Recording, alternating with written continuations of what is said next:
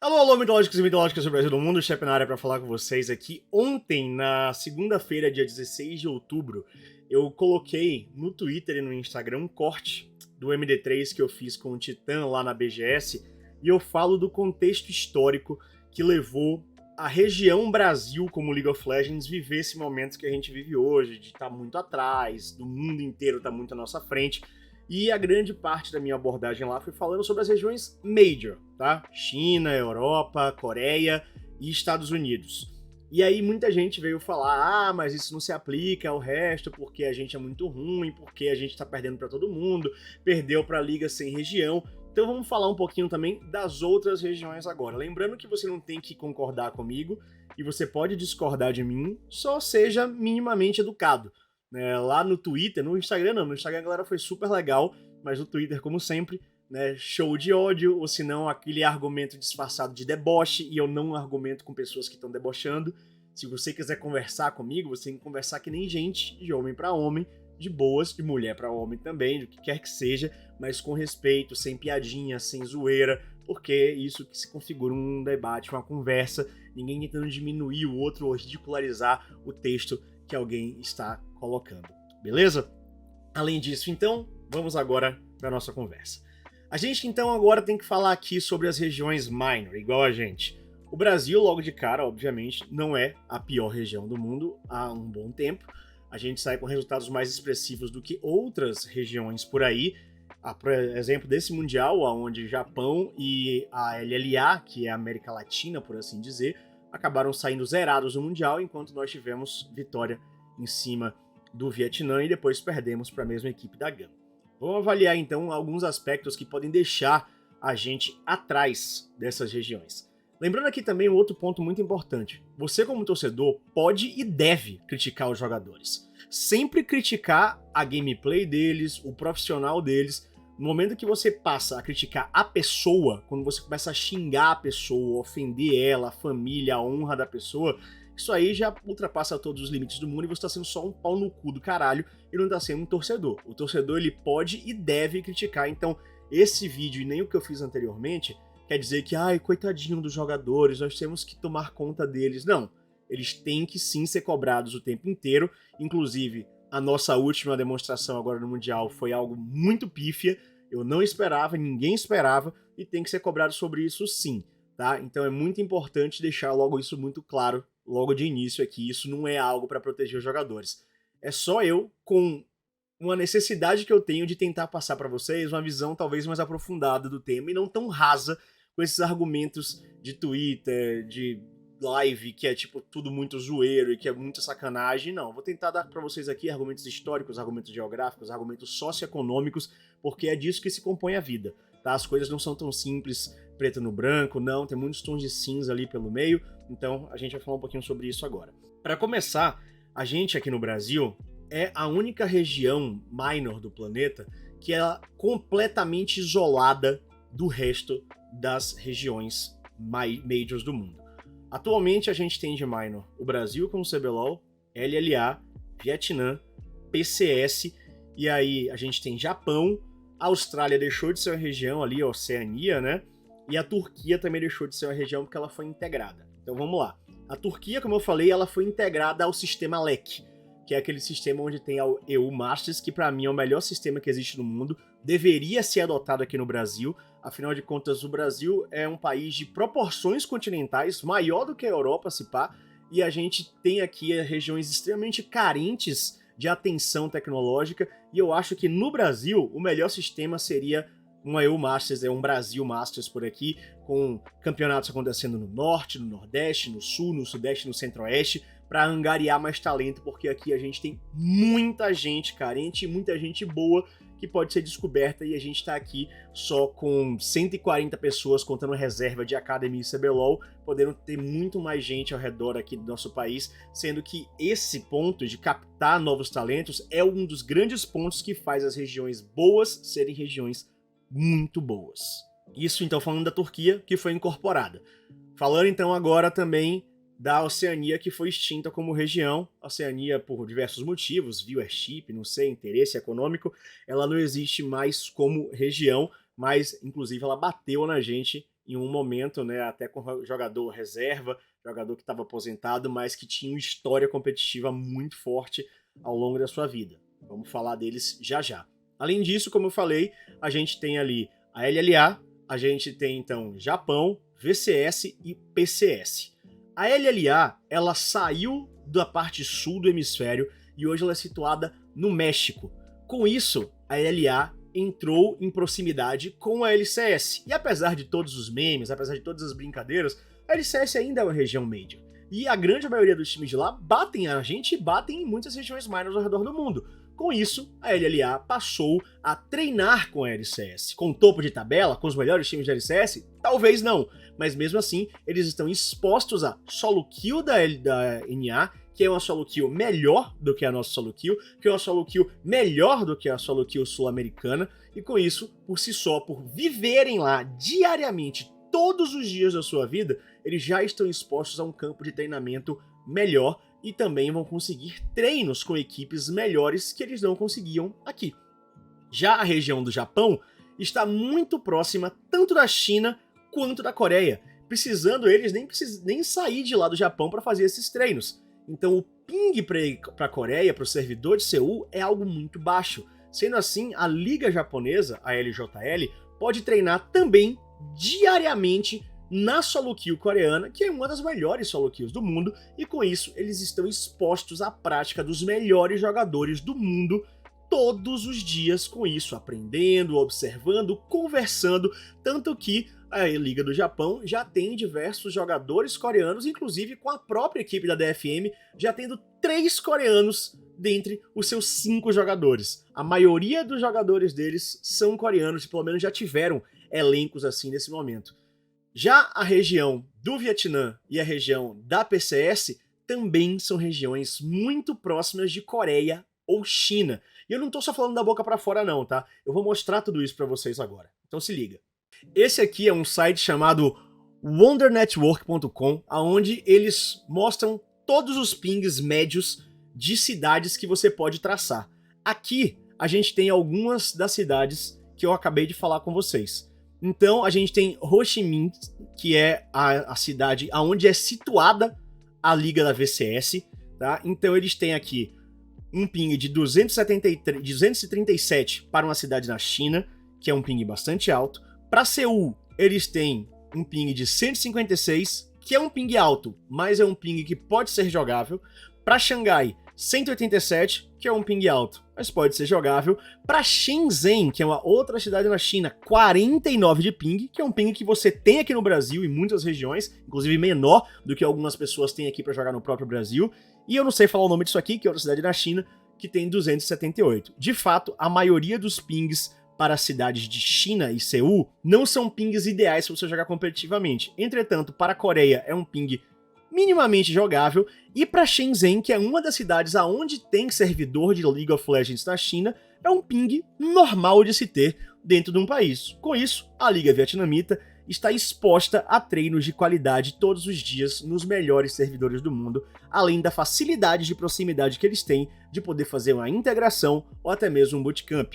Melbourne, que é uma das cidades da Austrália, que era onde ficava situado, se eu não me engano, a antiga Liga da Oceania, liga que não existe mais hoje, e aqui de fato não tem desculpa, né? Aqui a China tem pings altíssimos, acima de 300 em todas as cidades, e em Seul um ping de 160, que é um ping alto, não é um ping que é injogável, mas é um ping que já prejudica um pouco mais. O que poderia colocar a Oceania como um ponto fora da curva é que existe há muito tempo, desde que essa liga perdeu a sua cidadania, por assim dizer, como uma liga profissional de League of Legends, que os jogadores da Oceania não contam como importe para algumas ligas. Sendo assim, jogadores são importados da Liga da Oceania como se fossem jogadores locais. Com isso, eles não queimam vaga de importe, e assim os times podem chamar jogadores que são bons e expoentes em suas ligas sem queimar a vaga de importe, e com isso ter um time multifacetado, que é uma coisa que a América do Norte faz bastante. Pega jogadores de Oceania que são muito bons, mas que jamais pegariam anteriormente, porque seriam um importe Oceania, e eles colocam para se desenvolver na sua liga, dando assim volume de jogo para esses jogadores que vêm de lá. Taipei é a sede da VCS nesse momento, é Taiwan. O ping para Hangzhou, que é uma cidade na China, 21. Ping para Seul, Coreia, 60. Xangai, 17. Shenzhen, 74. E Zhangzhou, acho que é assim que se fala, 46. Os pings, então, da PCS para Coreia e China são pings de cidade. É ping de São Paulo isso aqui. Tem gente que mora em São Paulo, que é onde ficam os servidores da Riot, que tem ping de 21. Nordeste, Norte, Sudeste, Sul. É como se aqui os jogadores da PCS estivessem jogando dentro da China e dentro da Coreia todo santo dia. Indo para Tóquio, que é a sede da LJL, a Liga Japonesa. Os pings para a China são todos elevados. 311, 241, 270, 196. Mas para Seul, 33 de ping. Um ping tranquilíssimo, também um ping de pessoas que moram dentro do Brasil jogando League of Legends com internets boas. Bem, aqui a questão do ping já fica muito clara. Com isso, todas as ligas estão com facilidade tremenda de conseguir jogar na solo kill das melhores ligas do mundo. A LLA talvez não esteja exposta às melhores ligas do mundo porque está jogando contra a NA, mas mesmo assim já é uma liga superior. Mas estamos à frente da LLA, assim como estamos à frente em alguns momentos também da LJL, que é a liga japonesa. Já vencemos da LJL diversas vezes, nesse Mundial eles saíram zerados, e da LLA já vencemos em 1 bilhão de vezes, então isso fica inquestionável. Beleza? Quesito de ping, quesito de exposição a field, isso é sempre muito importante. Se você treina todos os dias com os melhores do mundo, se você tá no futebol e treina todo dia com o Messi, com o Cristiano Ronaldo, com o Mbappé e com pessoas desse gênero, você vai conseguir se desenvolver muito mais se todo dia você treinar com o volante do 15 de Piracicaba e o atacante do União São João. O pessoal que são os melhores do mundo vão ter mais pra te ensinar do que as pessoas que são regulares para boas. Isso é caso que não precisa nem ser debatido, né? Vamos falar agora de contexto socioeconômico do Brasil. O Brasil, como eu falei anteriormente, é um país de proporções continentais. Muitas pessoas no Brasil não têm nem acesso à internet.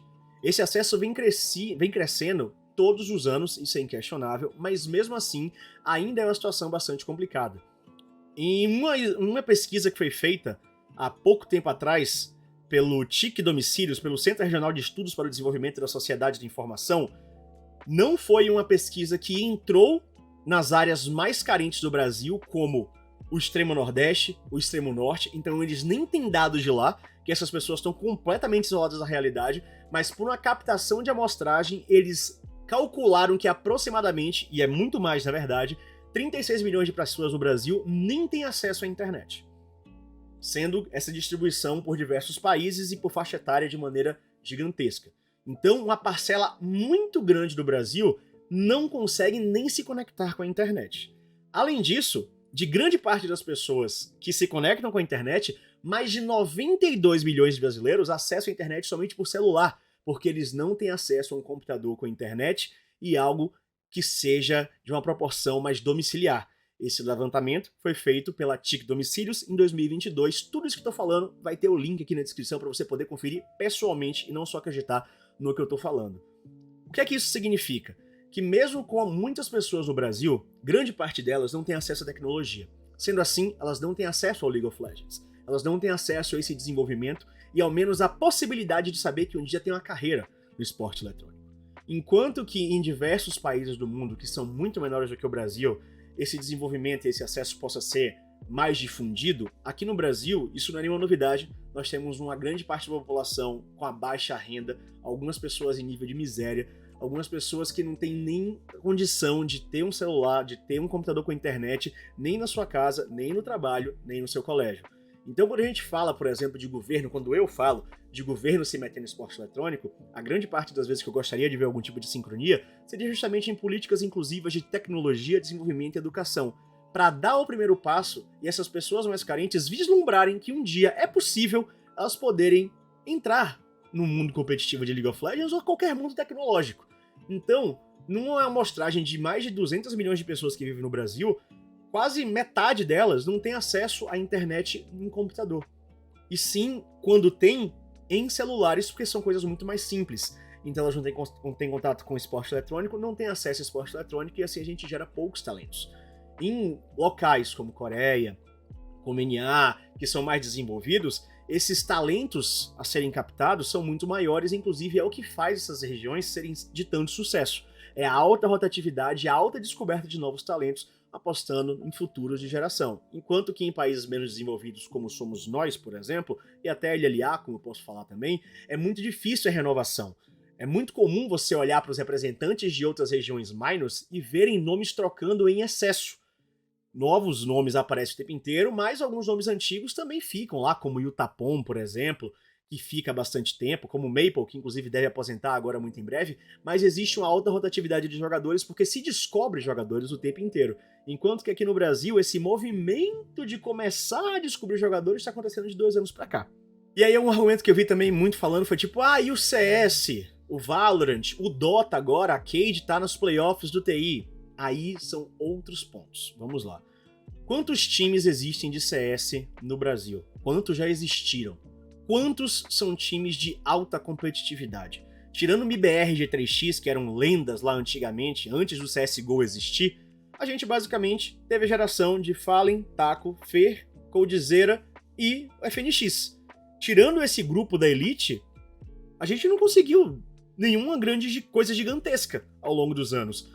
A Fúria, agora há pouco tempo, tá conseguindo chegar lá em lugares bastante longe, mas não tá conseguindo um campeonato, mas mesmo assim já é uma representação muito foda pro Brasil, que é a Fúria conseguir avançar bastante em campeonatos. A Imperial conseguiu também fazer alguns avanços agora, mas quantas equipes de CS no Brasil existiram e quanto tempo o CS existe como esporte eletrônico? Desde, sei lá, 2004 isso já existia. O Gal tava lá na G3X há milênios atrás, mesma coisa com o Kogu, com essa galera das antigas. Sabe? Então o CS já é um esporte muito antigo, né? E além disso também a gente teve poucas equipes que se destacaram perante uma realidade gigantesca.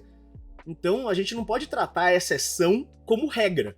Além disso, o CS tem outro ponto que é o formato. O formato aberto permite que esses times vão jogar lá fora de maneira permanente. E isso, querendo ou não, cai naquele ponto que eu falei das regiões que conseguem treinar com as melhores regiões do mundo. Como eu mostrei pra vocês no Ping. No caso do CS, eles faziam isso integralmente. Eles viviam lá fora, passavam temporadas muito grandes, o que é um ponto muito positivo, mas infelizmente no League of Legends não dá pra acontecer. Porque no League of Legends a liga é fechada e, consequentemente, os times têm que ficar nos seus países de origem, evitando assim com que os países troquem experiência mais frequentemente e o gap fique cada vez maior. Já no Dota, aqui eu quero expressar essa opinião com muito respeito, tá? Não tô desmerecendo nem nada do gênero. Mas a player base do Dota é infinitamente menor do que a do CS e a do LoL, por exemplo. Então, quanto menos amostragem, quanto menos pessoas disputando algo, mais, entre muitas aspas, vai ser fácil de alguém se destacar.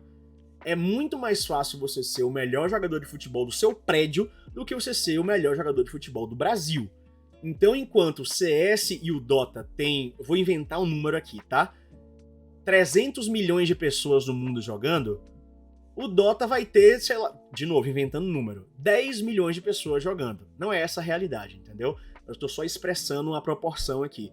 O Dota tem muito menos gente jogando, então, consequentemente, vai ter muito menos pessoas para fazerem o tryhard, para se esforçarem, para dedicarem a sua vida àquilo, porque não tem tanta liga profissional acontecendo, não tem espaço para muita gente entrar, não tem espaço para muita gente viver daquilo, então, consequentemente, quem tá lá e vai conseguir se aplicar da melhor maneira possível, vai ter menos competição para se tornar o melhor. Não quer dizer que isso vai tornar o caminho mais fácil ou ridículo e qualquer um pode ser o melhor do mundo, tanto que no Brasil, anteriormente, isso nunca tinha acontecido, só aconteceu agora com essa equipe da Cade indo pro TI, mas a amostragem é menor e também a mesma coisa. A gente não pode pegar a exceção para se tornar regra. A gente teve agora a Cade passando de milhões de anos que o Dota tá aí no Brasil tentando ir lá fora e não conseguindo progredir tanto. Então, de novo, esses aspectos são muito importantes de se ressaltar, de novo, com todo o respeito do planeta Terra. É claro que também tem vários fatores que a gente tem que colocar, que muito jogador não se dedica, que muito jogador não quer saber de nada. Eu já conversei até no MD3 com o BRTT sobre isso, que muito jogador que ele tá aí só pelo dinheiro, só pela fama, pra pegar gente, pra ir pra festa, pra ganhar mimo, ganhar recebido, e depois virar streamer, ficar falando qualquer coisa, e ficar jogando na live, ganhar dinheiro, e ficar de boas por aí. Poucas pessoas estão realmente querendo fazer o cenário melhorar, querendo se aplicar, querendo deixar depois um legado, e mesmo quando vira streamer fazer uma coisa foda, que nem o pessoal do Ilha das Lendas, que tá tentando fazer esse bolão, desempenhar cada vez mais e deixar o nível da stream competitiva e deixar o nível da stream em altíssima qualidade, e os jogadores que querem realmente não só ganhar o CBLOL, mas querem sair daqui, querem ir para outros lugares, sacrificam parte da sua vida estudando, jogando, melhorando, não tendo medo de passar esse conhecimento para frente. São poucos os que fazem isso. E sim, eles têm que ser cobrados e eles têm que ser ali o tempo inteiro azucrinados para melhorarem, porque isso que é realmente ser um atleta. É você sacrificar parte da sua vida social e da sua vida psicológica para você atingir um grande nível de performance. E a gente aqui no Brasil vê pouquíssimo disso acontecendo. Mas sendo bastante sincero, eu já falei isso diversas vezes. Para mim, o grande problema disso tudo é a Riot Games. Eles precisam mudar. Eles precisam mudar a maneira com que as minors interagem com as majors. Porque depois de tudo isso que eu falei para vocês aqui, das distâncias, dos isolamentos que podem acontecer e de quem tá na frente fica cada vez mais na frente, que foi o que eu falei no outro vídeo, só a Riot pode resolver. Só eles podem conseguir integrar as minors de alguma maneira que elas parem de ficar tão atrás. Não tem empenho de jogador, nem empenho de time que vá conseguir superar regiões que conseguem ficar muito à frente de outras, por todos os motivos que eu já falei no outro vídeo e pelos motivos que eu falei nesse aqui também. Então, por mais que jogador tenha que tomar vergonha na cara, treinar mais, se esforçar mais, parar de tiltar e levar aquilo a sério, por mais que org tenha que investir, dar bons salários, parar de tratar jogador de qualquer jeito e parar de tratar a comunidade de qualquer jeito, quem tem que tomar atitude de verdade é a Riot. Porque sem a Riot tomar atitude, nada que seja feito vai poder mudar esse cenário. A gente precisa de novos formatos, novos encontros e equiparação de possibilidades para a gente poder evoluir como liga. E não só deixar do jeito que tá, porque senão cada vez mais a Coreia e a China vão descolar, e quem estiver perto de Coreia e China aprendendo com eles vai descolar do resto também, e as minors que ficam mais isoladas vão tomar no cu. Essa é a grande verdade. Então, tentei colocar para vocês aqui da melhor maneira possível, expondo o que pode ser exposto da melhor maneira possível, e espero que vocês tenham entendido um pouco. Se discordarem, faz parte, o vídeo já tá gigante, mas espero que vocês tenham entendido pelo menos um pouco do contexto geográfico, socioeconômico e cultural. Tem muito mais coisa para falar sobre esse tema. Eu separei pouquíssima informação por aqui, mas já é um primeiro passo. Talvez a gente possa aprofundar isso melhor em um MD3, e lá discutir 2, 3 horas sobre o assunto, levar quem quiser falar sobre, mas existe sim motivos além de falta de vergonha na cara de jogador, que existe, tá? Existe e muito, mas é bom a gente expor esses motivos também. Não basta só a gente ficar ouvindo trash talk e achar que tem que reproduzir, sem saber o contexto por trás de tudo.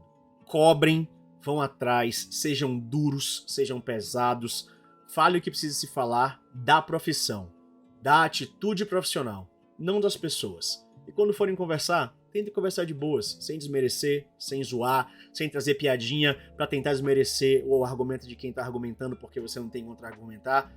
Tenta conversar de boas, porque é assim que se constrói um diálogo. Beleza? É isso. O canal ficou reativo agora para esse vídeo. Quem sabe eu poste mais coisas. Até a próxima. Tchau, tchau.